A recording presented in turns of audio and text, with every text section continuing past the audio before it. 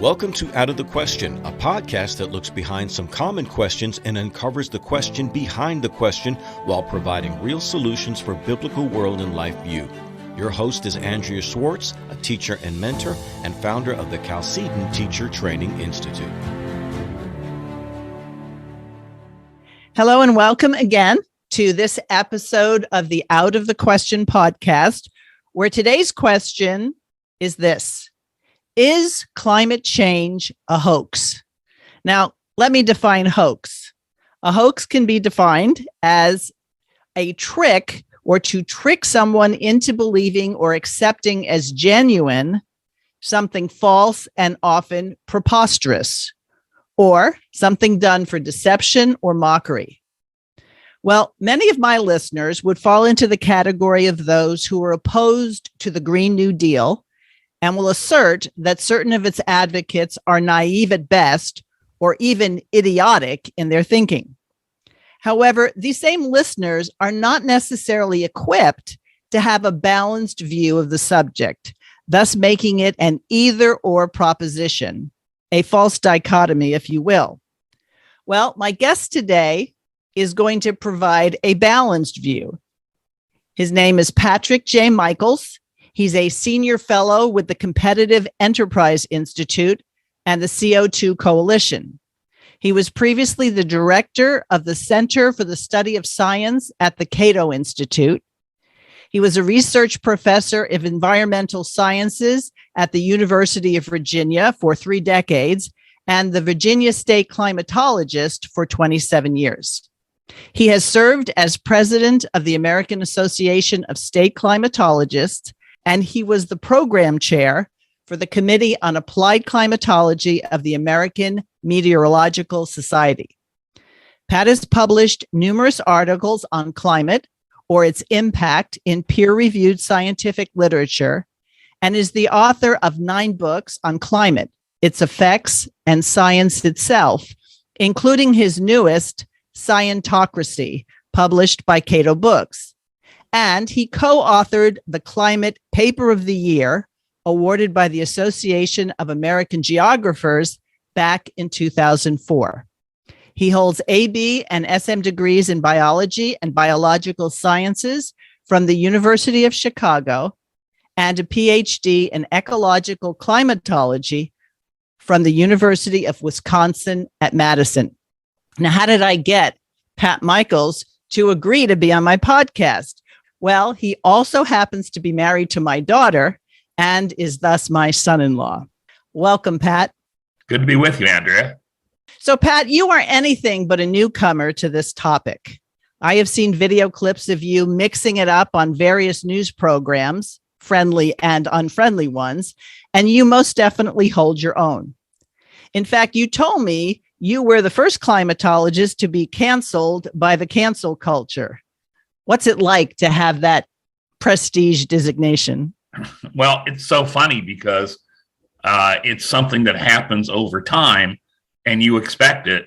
And only after it happens do you realize what was going on. Well, in an age of digital media, few people go beyond headlines when it comes to espousing their views on the environment, and don't always dig deeper into the specifics or the data when it comes to this issue. So before I let you go and talk about the status quo and your take on it, please define for us weather, climate, ecology, and the environment so we can discuss your perspective on this issue based on a common set of definitions.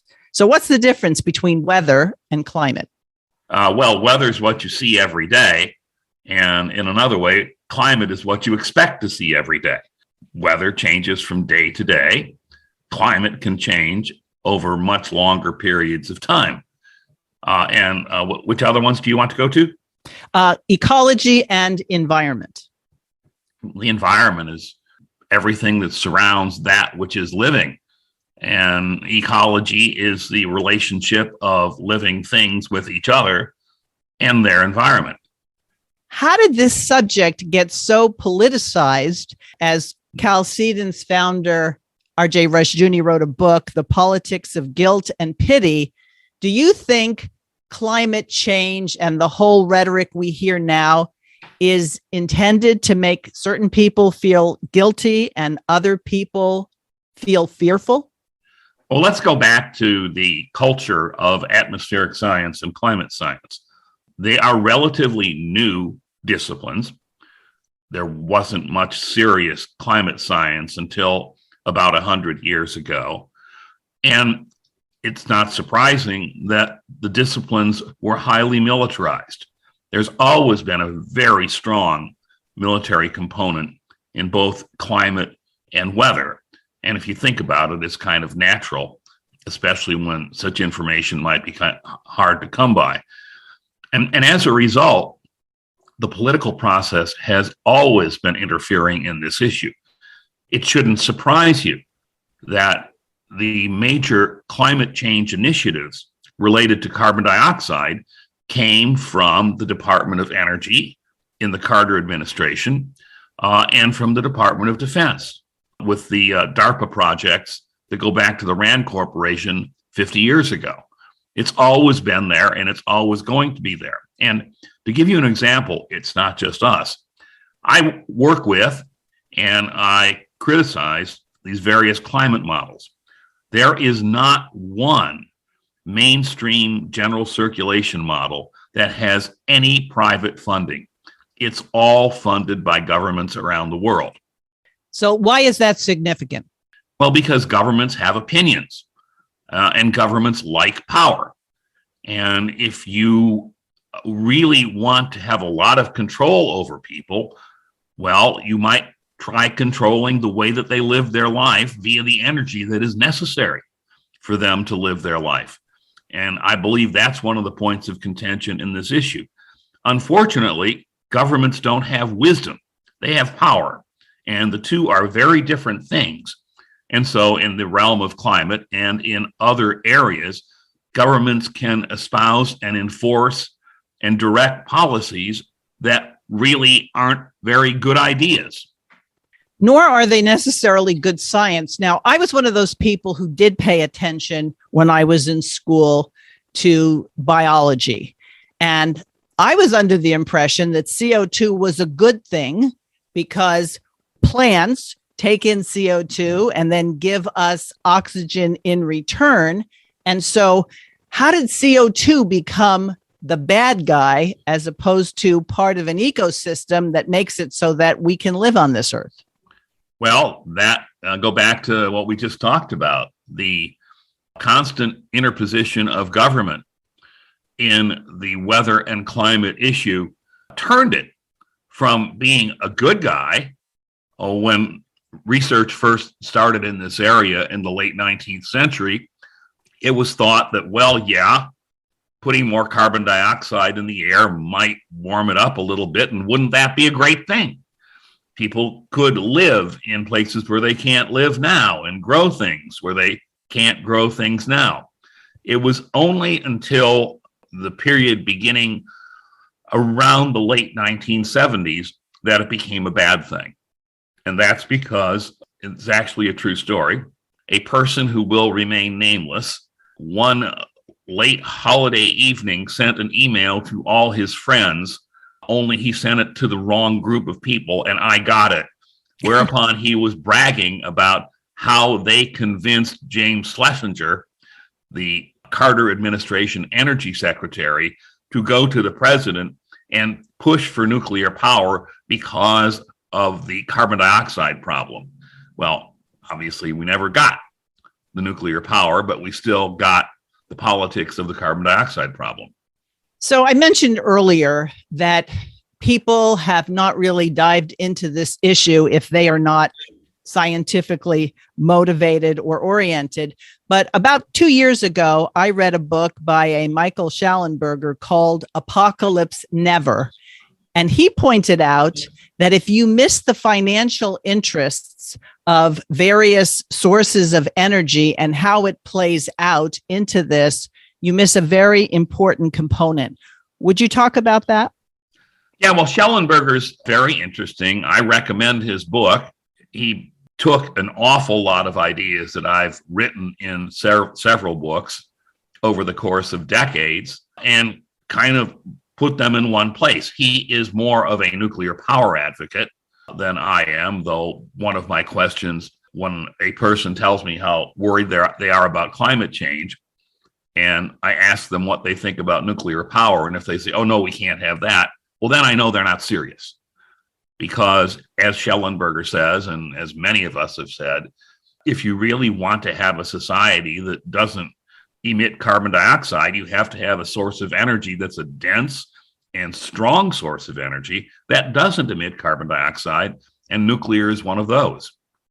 He points out in the book, and I'm sure you've seen this in the decades you've been involved, how Hollywood has made movies to convince people that nuclear energy is bad and pushed things that were contrary to nuclear energy. But now we're to a point where almost nothing is going to be good that works. Yep, Hollywood really certainly had a role in it, and it was very fortuitous. When 3 Mile Island had a very minor problem with its cooling system and shut down like it was supposed to, emitted very little radiation into the atmosphere. Well, the movie The China Syndrome with Jane Fonda in it happened to be playing around the country, and it was the perfect propaganda show. And so that just ensconced in the population's mind that nuclear power was a horrible thing. Well, it seems to me that the advocates of the Green New Deal and things associated with it don't really have a sense that man can solve problems through the private and free markets. And as I watched a lot of your interviews going back to 2008, you were calling for innovation rather than coercion in terms of new forms of energy. And you kept advocating and presenting a thesis that the free market rights a lot of wrongs that exist rather than creates them. Talk about that, if you will. Well, the reason for that is that the future belongs to those who are efficient. If you produce things efficiently, or you produce things that are more efficient than other things, you're advantaged in the marketplace. So if you kind of just leave everything alone, I can't see specifically the future, but I can certainly envision that I have no understanding of what the energy world will be like 100 years from now. But if you look back 100 years ago, it's certainly not going to be anything like it is now. And we should respect the historical tendency for increasingly dense energy.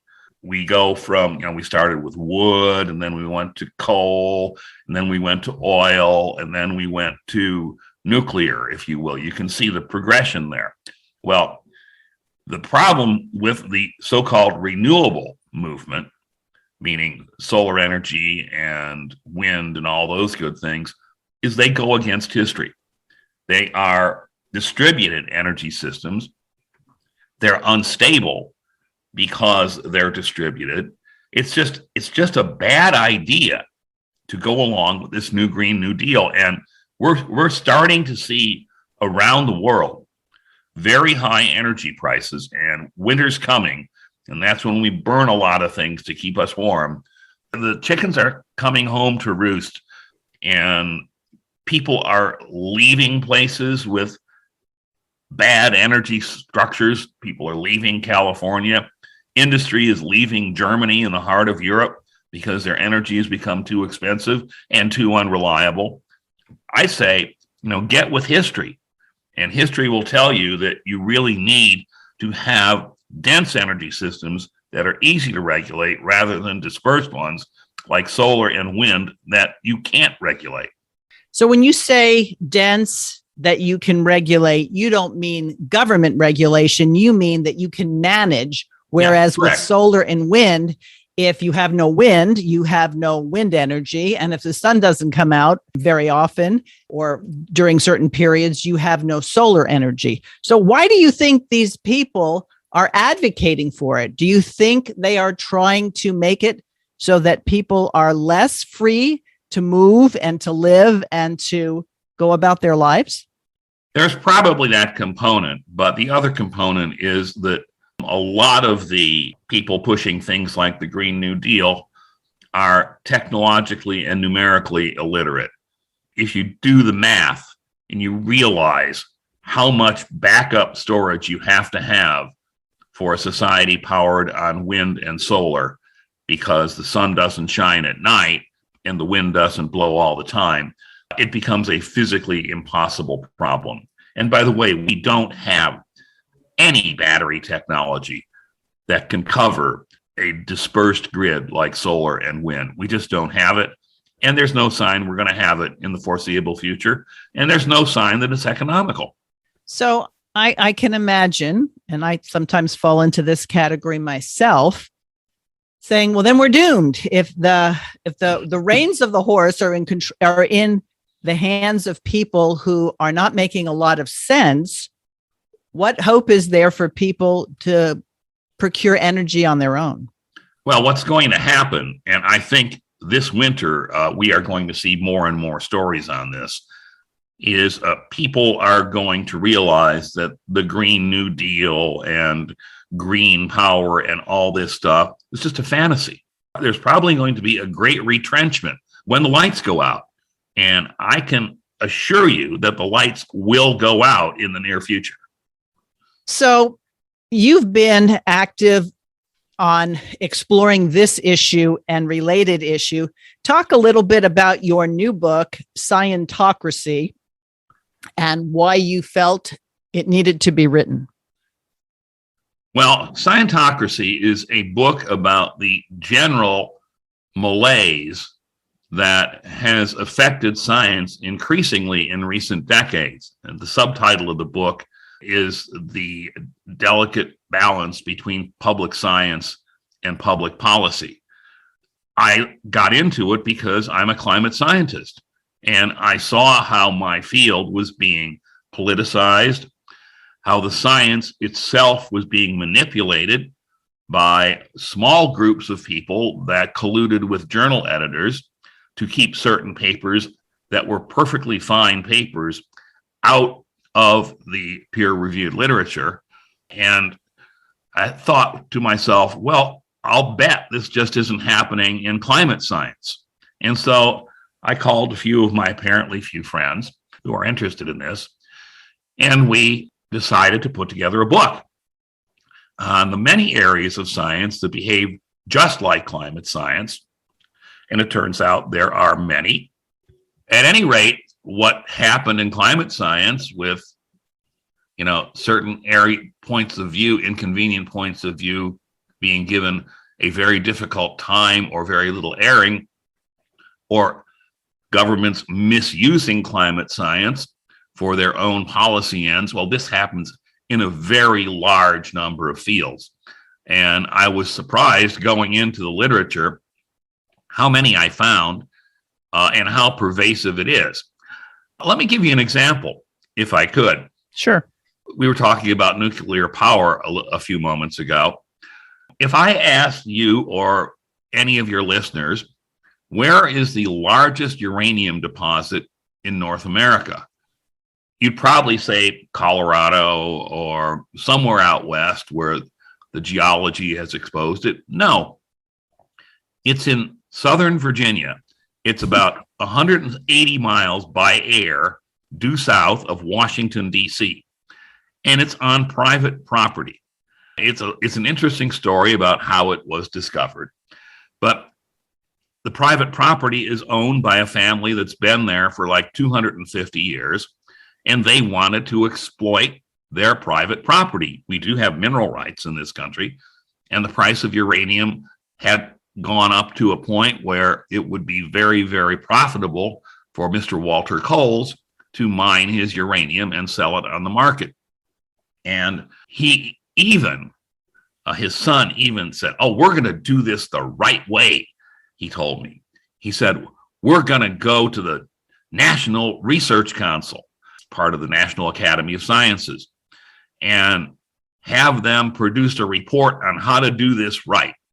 And I thought to myself, oh boy, you don't know what you just stepped into when you did that. Oh, and by the way, he had to pay for the report. And you know what the report said? It said, you can't mine uranium in Virginia. Do you know why? because of the weather. And I thought, oh, that's odd. And said, because there's floods and things like that. And who was the person cited for all that work on Virginia's weather? Well, it happened to be the Virginia state climatologist, i.e. me. So some innocent documents that I produced as state climatologist on historic floods in Virginia were generalized to apply to this area in Southern Virginia that doesn't have the topography or anything that could support such flooding. So Mr. Walter Coles saw this report by the National Research Council. It was leaked to the New York Times to appear above the fold on the front page. How many times do we know this game, and have we seen this game, that it's going to be impossible to mine uranium in Virginia because the weather threat? And then they also decided there was a tectonic threat.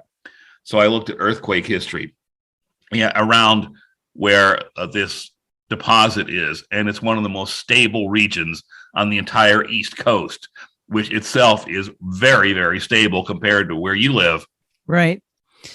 So do you think that because the general population trusts science, trusts the scientists, that stories like you just told can seem like, okay, that's just an exception? Oh, yeah. Our government would never withhold valuable sources of energy from us. Okay, well, let's just try another one.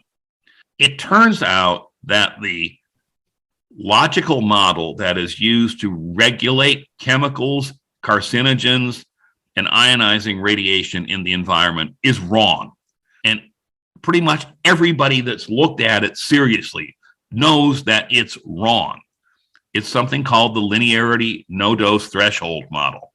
It holds that the first photon of ionizing radiation is as capable of causing cancer as the billionth or jillionth, if I could. Well, that's obviously absurd. We would have to be adapted to things in our environment that are ubiquitous in our environment.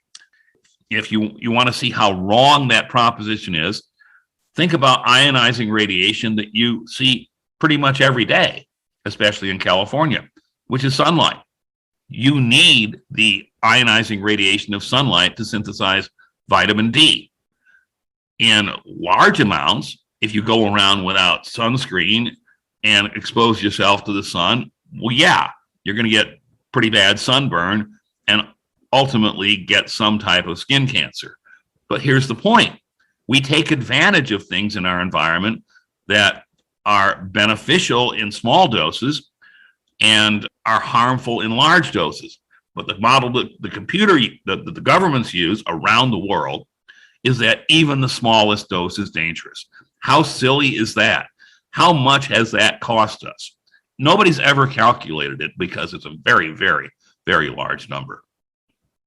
So this goes back to the responsibility individuals have to go beyond headlines and summaries. I know one of the things, I believe it was in Schallenberger's book, where he talked about if you look at a statistic and you just hear the statistic without examining the actual study, sometimes you're going to find out the study said just the opposite of what the summary indicates. That's absolutely correct. Anytime you read that some study has come out that says, the world's going to come to an end tomorrow unless we do this or that, you ought to go look at the study and read it carefully. Nowadays, journal editors are requiring more and more that authors produce what's called a plain English version and a what it means paragraph or chapter. And in there, you will usually find that there might be something a little bit wrong with this. For example, let's talk about my favorite issue, the issue of climate change. If you run a general circulation climate model, and there are about 30 of those around the world today, again, all sponsored by governments, none by anything private, and you just put increased carbon dioxide in them, invariably they will produce far more warming than has been observed. I don't know if how many people know that. And so what is done to compensate for that is to put in another compound in the models the aerosols that come from industrial activity and posit that they cool the atmosphere in such a way that if we fiddle these knobs, one, carbon dioxide, and two, the so-called aerosol knob, we can fit the temperature history of the 20th century. So that's what's going on. And when people realize, wait a minute, this model was tuned, as they say, to get the right answer. It didn't get the right answer on its own. It's not really much different than putting in a little bit more sulfuric acid in your college chemistry experiment to get the right answer. And in fact, there's quite a literature on this right now where it shows that every one of these computer models is tuned and they're making massive errors. Hey, Andrea, here's a story for you. Sakura Manabe from the National Oceanic and Atmospheric Administration's Geophysical Fluid Dynamics Lab, and he has a courtesy appointment at Princeton University. He just got the Nobel Prize in physics. It's the first climate modeler that got the Nobel Prize. And the Nobel Committee said it's because you could accurately reproduce and forecast the behavior of climate and socially significant issues. Well, I looked at Manabe's model. There are actually catalogs of all these computer models. And of all the models there are in this particular catalog, which is a Department of Energy catalog called CMIP-5, it's the worst. It produces 7 times, I didn't say 7/10 of a degree, I said 7 times as much warming as is being observed in the upper atmosphere in the tropics. And that's a very, very important and critical place climatically. That one got the Nobel Prize. Well, why? Well, probably the committee respects primacy. Manabe had, I think, the most widely known and first of the large public models. So we'll give him a prize. Never mind the fact that it's the worst of all of them. And that's after it's been improved for 40 years. When Manabe and Weatherald started out in 1980 and 1975, they were very candid in their papers. In one of them, they changed the brightness of clouds so that the Earth would warm up more, because if they just let their model run, the Earth became 5 degrees colder than it is, and then that would make an ice age. In another paper, they said, oh, well, we're just going to increase the solar constant, the amount of sun hitting the top of the atmosphere, by about 7%. And that'll work out fine. That's equivalent to moving the Earth several million miles closer to the sun, I might point out. So let me just ask you this. Is it true that who pays for the research gets the answer they want? Of course. How silly if you don't understand that. That's because of the incentive structure in the academy and major research universities. I can tell you, it's the science departments and the engineering departments that are paying for the Germanic studies and art departments. And the way that works is a federal research grant, and you can't do climate research without federal money because those are the only people who support it. There's a contract with the university where the university adds on 50%, and it's called overhead, and the university can spend that as it will. So if I apply for $1 million in research funding on climate, there's a multiplier put in there, and all of a sudden that application becomes $1.5 million or something like that. To give you an idea of how fungible that money is, it went to panel the Stanford University yacht. And Donald Kennedy, president of Stanford at the time, was called in front of Congress and asked about this. And he said some things. And, he wasn't president of Stanford much longer. Instead, he was given another job, which was the editor of Science magazine. That's the most important scientific and technical gateway probably in the world. So, misspend government money and go from being a president of a university to a czar of science. Such a world, huh? We see that in medicine. You have people who work for the administration or the government. They retire. They end up working for a pharmaceutical company. They might go back and work for the FDA or the CDC. And so, again, since I tend to realize that the corruption will have to end at some point, how do you see this being positively resolved? I'm not as optimistic as you are about it. I mean, people ask me, well, what do we do about the fact that, there's all this hysteria about climate? And my answer is very simple: cut off the funding for the research. That'll stop it. We actually had an example of that happen in Australia not many years ago. Australia's science establishment is very, very centralized.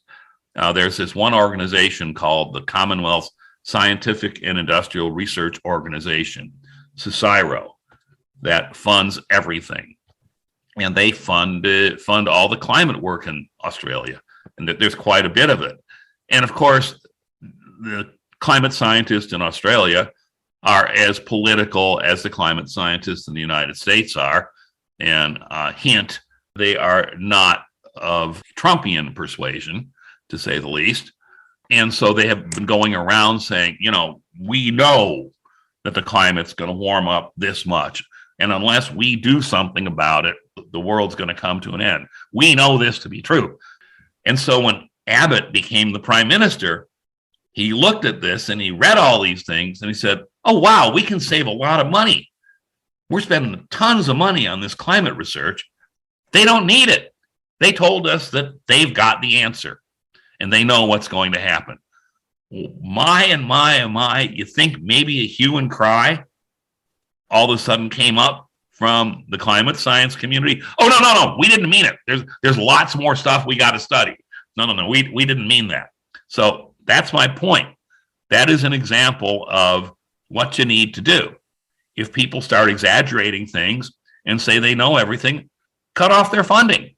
If they're so good and they're so smart, they can go on to another problem, I assure you. Right.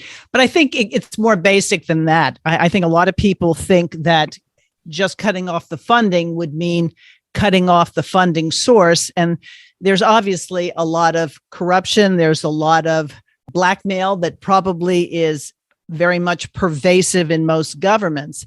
But I think the important part to realize is that the whole idea of we're all going to be dead in 12 years if we don't adopt this new policy is based on fear. And fear to a people who don't understand and will just respond to the fear mongering that comes out of press conferences and the media will begin to feel guilty that they have things and other places in the world do not. And I think Cal Beisner, who I know you're affiliated with, makes the point that we're supposed to feel bad when America or Western countries do well. And so it seems to be that the MO is to make it so we do less well, so we're just like everybody else.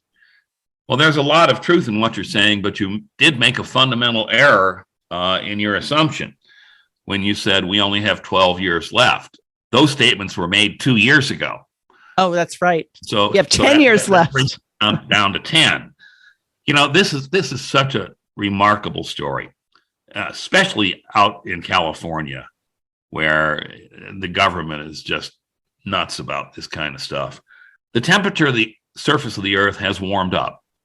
It's about a little under a degree Celsius warmer than it was in 1900. And between 1900 and now, in the industrialized world, life expectancy doubled. And the amount of per capita wealth has gone up 12-fold. That happened while the planet warmed. I'm not saying it happened because the planet warmed, but the warming sure didn't prevent it. And so now comes this crazy idea that if it warms up just a little bit more, the United Nations people who aren't climate people at all, but they're political people, say if the warming gets to 1.5 degrees, That's just a half a degree beyond where it is. Oh, horrible things are going to happen. Now, what kind of story is that? The temperature goes up a degree over 120 years. Wealth goes all around the Western world. Life expectancy doubles. People have much better lives, at least physically, than they had in the year 1900. And if we just warm it up a little bit more, that's all going to go away. That's absurd. That half a degree is the difference in temperature that you would get between moving from Washington, D.C. to Fredericksburg, Virginia, or 50 miles. And, I don't see, though some of my friends might disagree, that the culture in Fredericksburg is gone downhill completely compared to Washington, D.C. It just doesn't work that way. We live in a temperature range, humans, from, I'm going to speak Celsius because that's the way we do it, from minus 40 C to plus 40 C. That's from minus 40 F, minus 40 C and minus 40 F are the same, on up to about 120 degrees Fahrenheit. And we prosper. Think about the Inuit culture in the high latitudes of the Northern Hemisphere. They're living and prospering. They've been around there for a long time. They're in an extremely cold environment. The early American cultures in the Southwest were in extremely hot environments. This is a pretty adaptable species. And to say that if you move the temperature a half a degree, all of a sudden all heck is going to break loose is simply an absurdity. And again, this goes back to give a headline, give a sound bite, then people are going to be swayed by it. And so I think the answer, and I don't think it's a quick answer, is for people to understand the issues and then not feel compelled that they have to be green. Everything is green in California. We have to go green. And our governor said that by, I think it was 2030, no more cars that run on gas. Meanwhile, we keep having energy crises. So how are the people who plug in their cars for energy supposed to do it? How is it going to work? Have all electric cars and you don't have enough energy available to charge them every night? Well, I guess they're not going to run. Actually, what's really going to happen is people aren't going to buy them. This is not the first time that California has mandated a certain number of electric vehicles. This goes back 30 years. And each time they do it, cynics like me say, well, you can't actually do that. We don't have the technology. Each time they do it, they push back the mandate. I'm watching Boris Johnson in the United Kingdom, who seems to be a really sensible person, except his young wife is a very radical greenie. And all of a sudden, he's gone nuts on climate change. And in the parliamentary governments, the prime minister has a lot more power than, say, does the president of the United States, except the current one that doesn't think, if he can think, that there is a constitution. He just says things by fiat. But Boris Johnson announced this net zero option by 2050, meaning that the UK will emit no net carbon dioxide by 2050. And they're serious about it. They've started this, and they have already seen that they are, by shuttering coal plants and putting in all this unreliable wind, that they're having real power problems, and the price of energy is going through the roof. So what you get out of this, you can talk is cheap, but doing things the right way sometimes is either expensive or perhaps impossible. And that's what's going on with the Green New Deal. I don't think anybody would like that world. No, I think most people who are critical of the status quo and how bad America is or how bad the West is, if you gave them a choice, okay, you could be born at any time, you could be born in any place, I think most people would still pick the West, specifically the US. And so I'm hoping, and this is where I believe that the future is going to be, for people to understand how the game has been rigged in so many areas, and that we're encouraging young people to be innovative, to be free market people. And when this structure that's bound to fail, and you said it will, number one, because it's untenable and it's not even based on the findings of science, that we'll see emerging better things so that when we look back 100 years from now, they'll say, wow, they went through a time where I guess they just weren't thinking. I would presume that would be the case. I mean, it's very rare that a society commits suicide.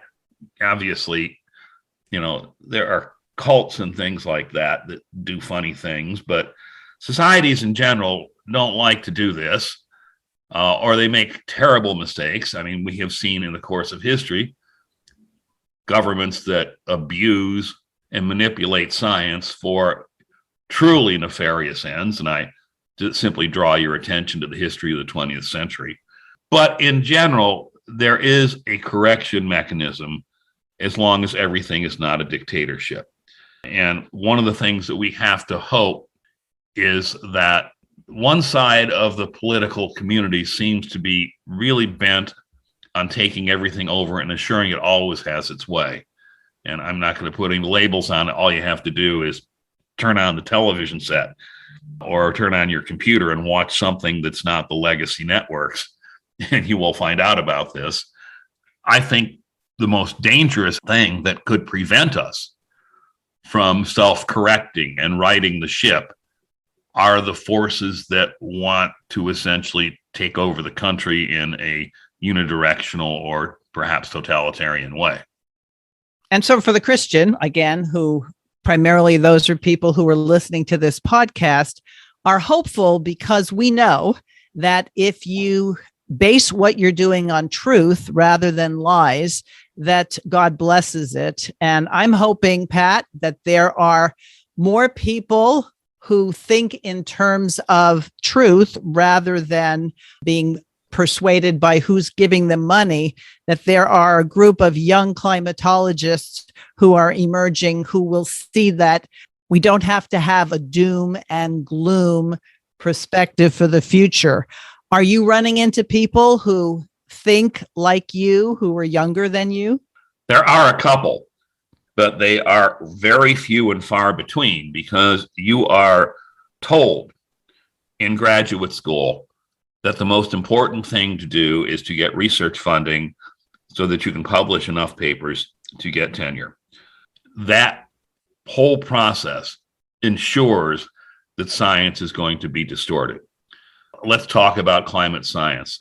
If I wrote a paper and said, well, there's a lot of evidence that the world's not coming to an end, and maybe this whole global warming thing was overblown, I guarantee you those papers will go out for peer review.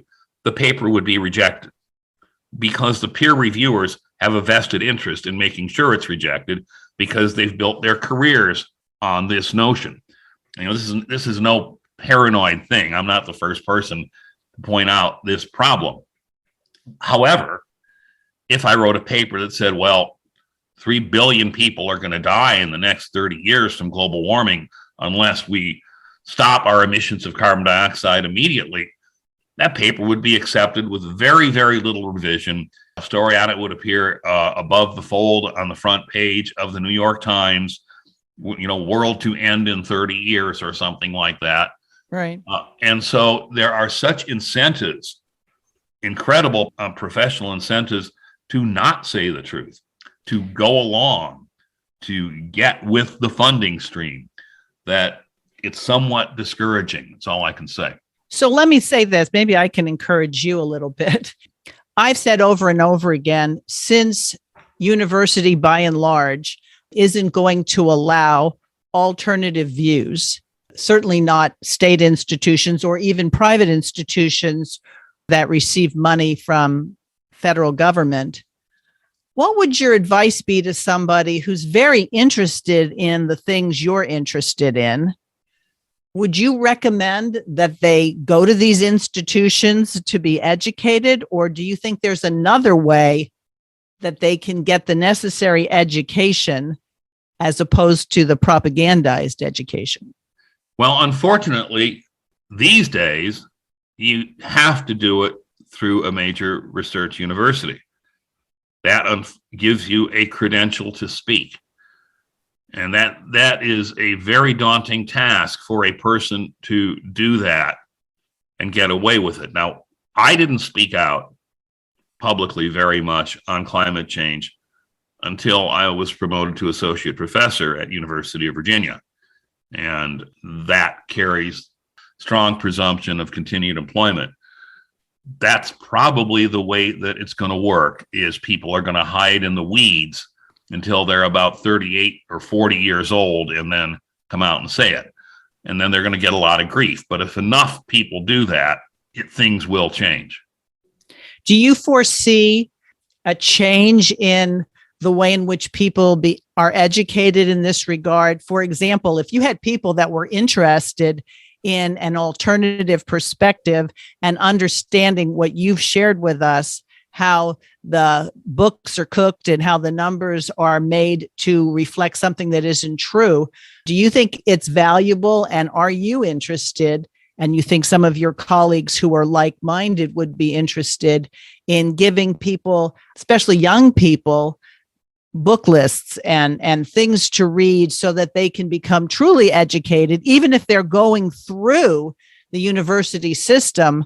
But if they don't go in prepared, they're very likely to be swayed. So do you see that as a potential model without necessarily being immediately successful?